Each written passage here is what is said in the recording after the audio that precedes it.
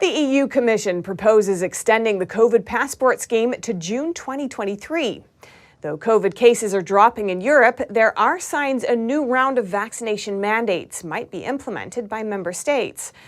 NTD's France correspondent David Vives spoke to a member of the European Parliament about her concerns on this topic. Following a drop in COVID cases, EU countries such as Denmark, Sweden and Ireland decided on April the 17th to lift their travel restrictions. But any respite from vaccine mandates might be short-lived. The EU Commission proposes extending the COVID certificate scheme by a year to June 2023. The COVID certificate or vaccine passport is a document issued on paper or digitally that proves the holder has been vaccinated. Member of European Parliament Virginie Joron says MEPs will vote on the extension in the coming weeks. The vaccine passport was set to end in June 2022, but they asked us to renew the extension to June 2023. If that happens, then EU countries will have to follow suit.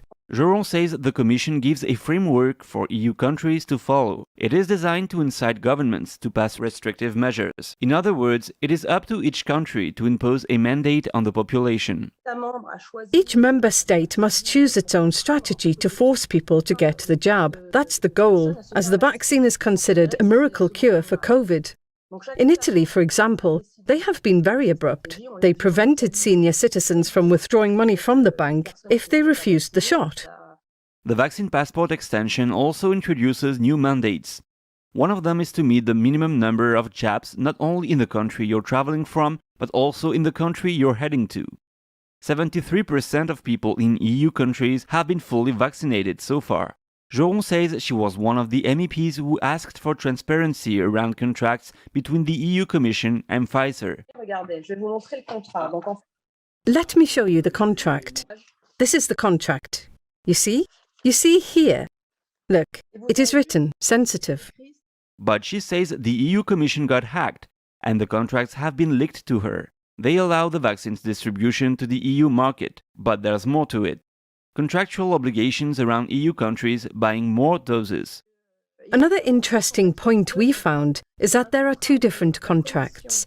One is between Pfizer and the EU Commission, who purchase the doses, and the other is between the EU Commission and a country.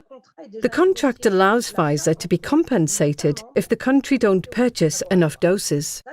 Poland has seen lower vaccine uptake than much of Europe, and already sold or donated 30 million surplus doses. But the country is legally bound by its contract with Pfizer to buy another 67 million doses. Poland's health minister said last week that Poland won't pay for them, triggering a contract dispute with the pharmaceutical giant. Joron says the EU is working on several other projects related to the pandemic. One new measure would mandate non-EU citizens to get jabs if they want to enter EU countries. David Vives, NTD News, Paris.